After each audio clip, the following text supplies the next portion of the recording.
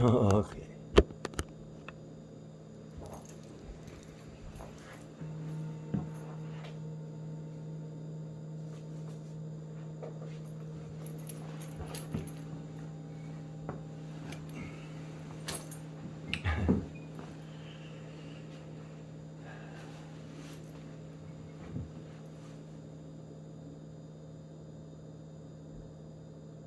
Aloha. Namaste. I salute you because love is you and I is we. Okay. This is a spontaneous Dharma contemplation for all of my selves out there. I is we. The living sacred trinity, living free of free, because freedom is a concept, and if you are already freedom, what do you need to be free of? Okay, my video the other day was a warm-up for the Declaration of Livity. I did read it. It was spontaneous. There were other things going on, but it laid down an ideal. And is it idealistic? Yes, but it's pure and it's based in something real, and it can be done if a couple things happen. Am I a dreamer? Oh yeah. But have I experienced genuinely the spiritual side of reality, actuality, non-duality, Advaita? Yes, yes. Who is that guy? Is he some expert? You know, all this world full of YouTube experts, and tell you what, most of those people are just trying to sell you on the me concept. But you know, you can tell when someone's genuine. You can see it, you can feel it, and you have an inner voice that's always telling you what's right, the still small voice, what's correct, what's less harmful to you and others. You know, the whole ego thing is about seeking pleasure and averting pain, but that's not how we find the spiritual side. We have to process emotions and learn to meditate. So, first of all, if anyone out there thinks they know what they are, or that they've ever seen themselves, or that they know what this world is, unless you've practiced all your life spiritually and you've been initiated within and had the experience more than once, at least 3 times, then you don't know what you are. You don't know what I am.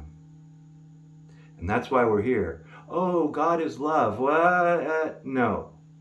Love is an aspect of being. This word God has to be gotten rid of. It is the highest sense of our divinity. However, being is the word. And we have to learn what self is and is not, what body is and is not, what mind is and is not, and ultimately that we don't even have those things, that we are abiding, calm, intrinsic, naked awareness now, always here, always now, infinite one, impersonal, universal beingness. Life is a dance, and we are the dancingness, neither dancer or dance, dancingness, now, the Tao. If you had to have a word for God, it would be compassion.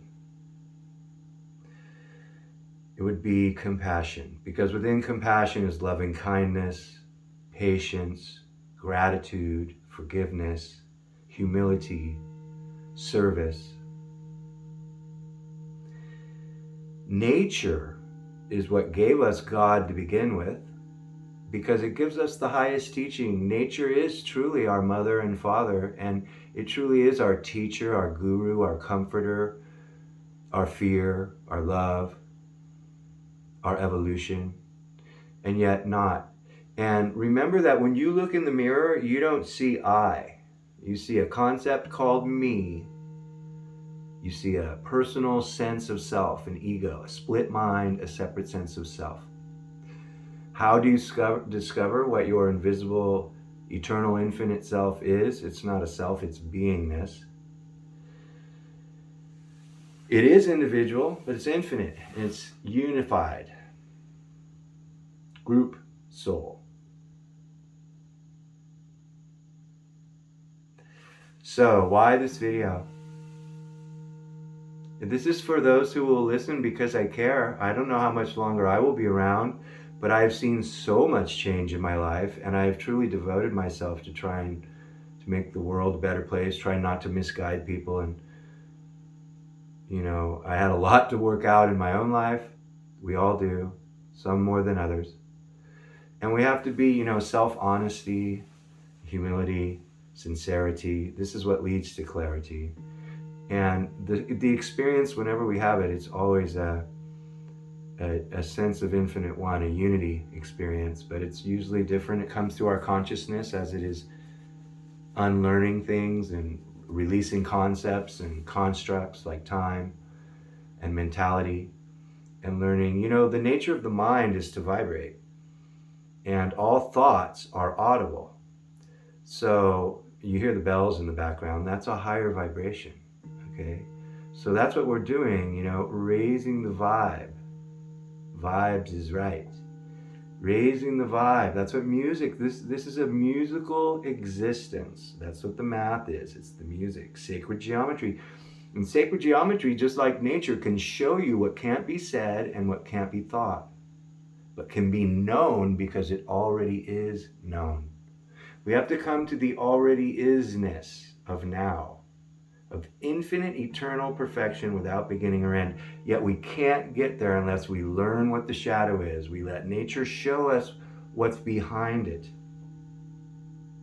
Every blade of grass is showing you infinity and intelligence and order and balance and chaos and principle.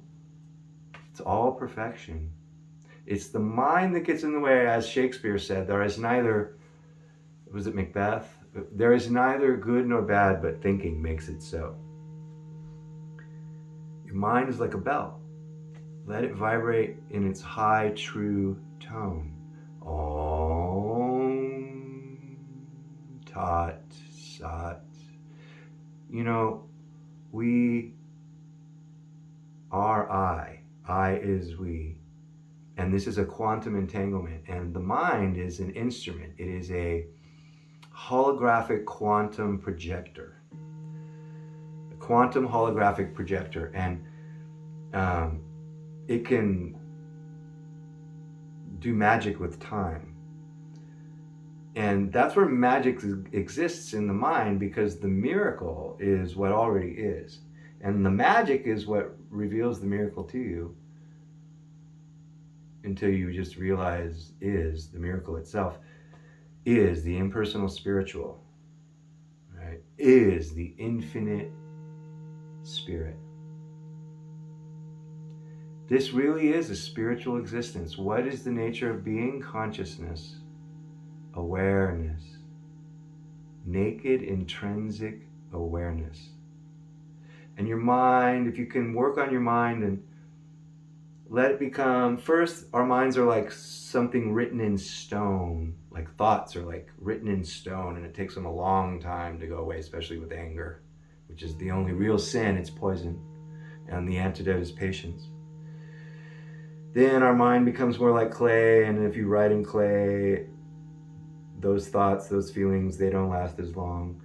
And then after about the third initiation, our mind becomes like water, right? And like water, it disappears as soon as you write in it. Because thinking doesn't matter, and knowing is not thinking, right? Thinking can't know, but knowing can think. So it is a conundrum.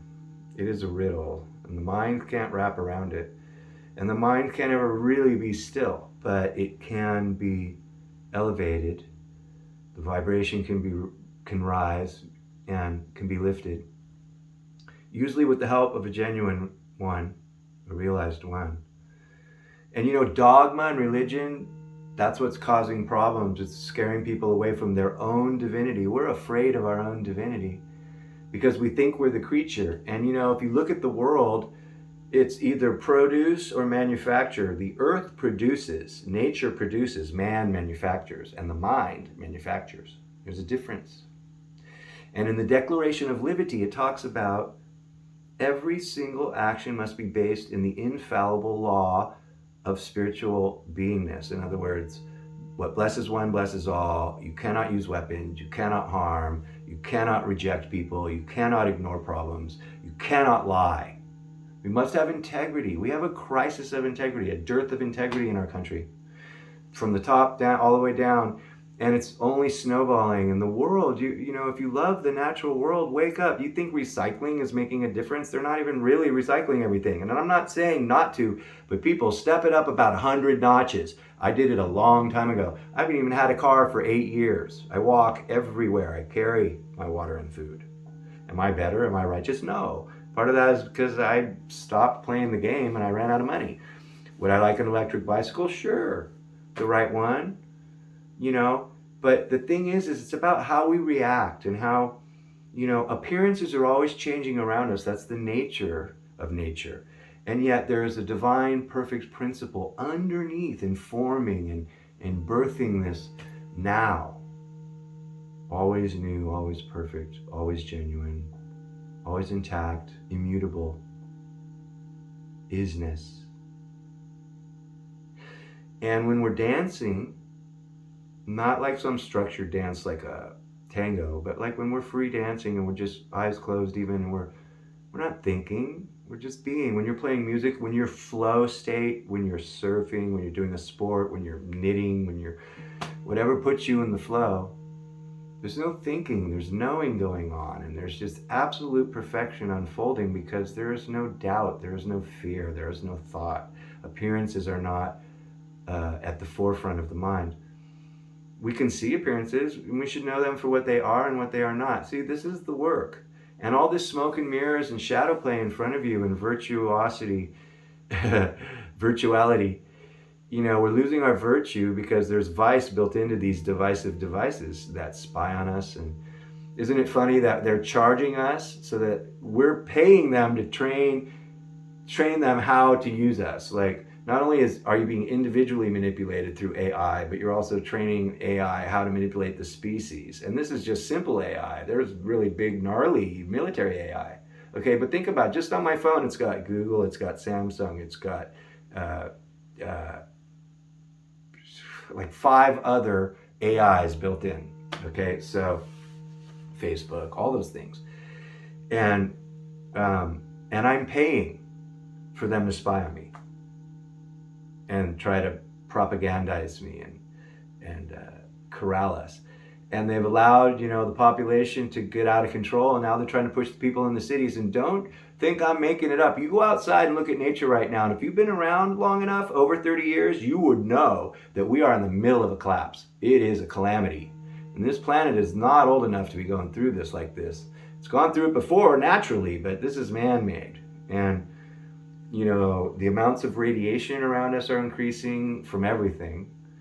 There's a huge die-off going on in the ocean. The insect world is experiencing a die-off. The fires, oh God, we're in fire season right now.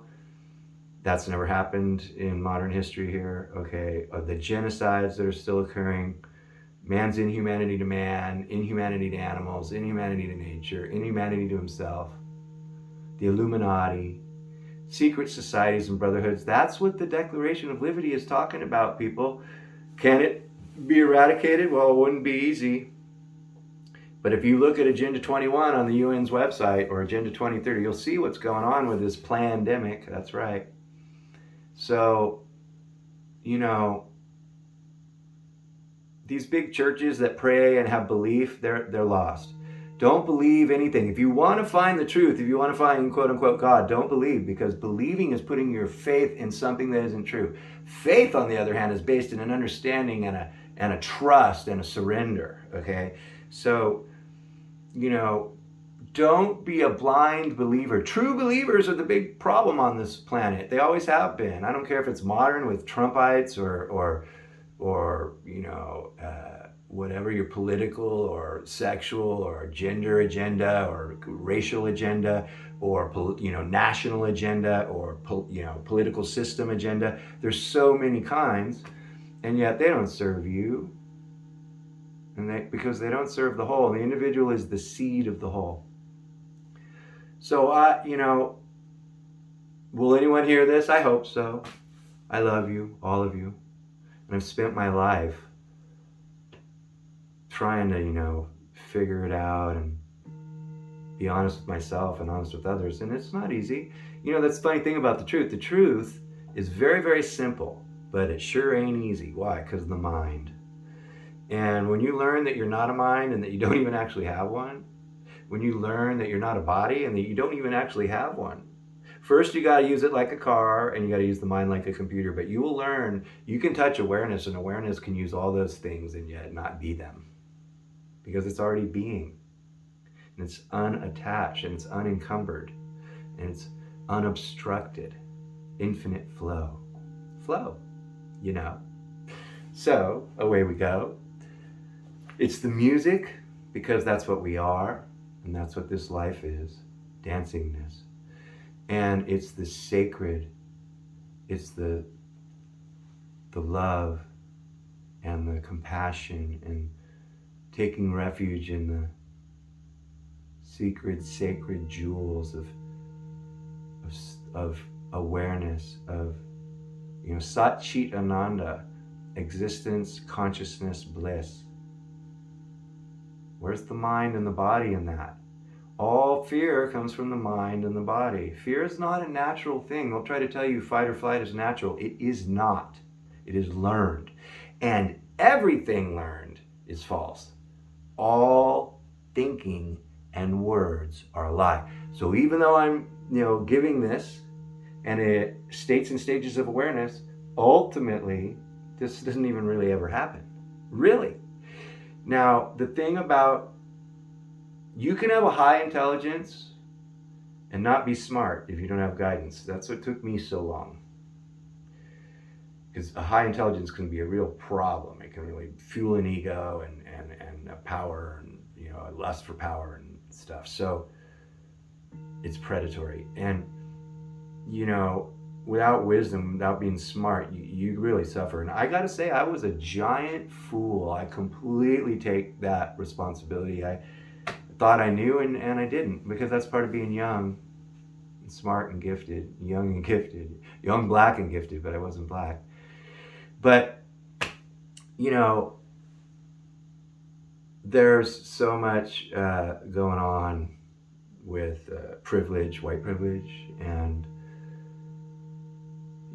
the whole system, everything, money itself, it's all lies. And you will see it's all lies, but if you do the spiritual practice, you will have something to replace it with that's genuine, that's real, that's actual. And for me, I did religious studies all my life, and I've studied all the traditions, pretty much, most of them. And I was a Christian mystic for most of my walk, but when the Buddha finally broke through to me, he tried for a long time. Krishna was earliest. It's the Zen, the Dzogchen, and the Tao of things that really appeals to me. It's the most genuine Mahayana, or Dzogchen, Zen, or Tao, pure Tao, Advaita. Also, because that's where it comes from. It's there, and you don't have to wonder whether Siddhartha Gautama was a real person. He was. So is Isa. So is Yeshua. And it's been proven he spent time in Tibet and all over the East, Persia, Afghanistan. But people still doubt that Yeshua even existed. They know Siddhartha Gautama existed, okay, or Milarepa, Padmasambhava, Avalokiteshvara, Amitabha.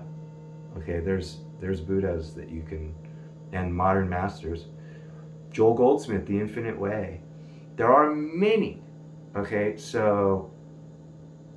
but it's about being sincere and being devoted. And to me, it's about bhakti, which is the yoga of devotion. Whatever your spiritual will and drive is, it can change over time, but it's that devotion to sincerity and honesty and clarity and self-realization. What's the goal? There's no goal on the pathless path, but it's soul liberation, right? Self-realization, soul liberation, or being a perfect zero. That's enlightenment. It's illumination, consumed by light. So I've been trying to figure out how to give without being like super commercial. And I have thousands of love songs to God, and a few of them are pretty good. And I used to do the radio, and it got good feedback. And I just use my phone, and I don't even have a microphone set up or anything. But I'm willing, and I would like to work with some people to do music and to do. These are my bonus days. I had cancer. I've beaten 2 kinds of cancer last year without radiation or chemo, just surgery both times. And here I am. These are bonus days. And I did my bucket list and I got rid of everything. So I'm literally almost naked in the world. I have a skateboard and a tiny storage unit and a rented room. Which, to tell you, I walk the walk. I have no idea where I'll be living at the end of this month. Starting to get the money together for a new place. Got a few hours at a job today. Friends been bringing me work. But I just stay in the moment. I just, one day at a time. Don't be stupid and foolish if you can help it. If you do, forgive yourself. But bhakti, get back to it and learn yoga. Learn to stretch. That kind of yoga. I mean, yoga means union, but it's all yoga. Learn music. Learn sacred geometry. Learn to meditate and contemplate. Be. I is we. Okay. Jaloha.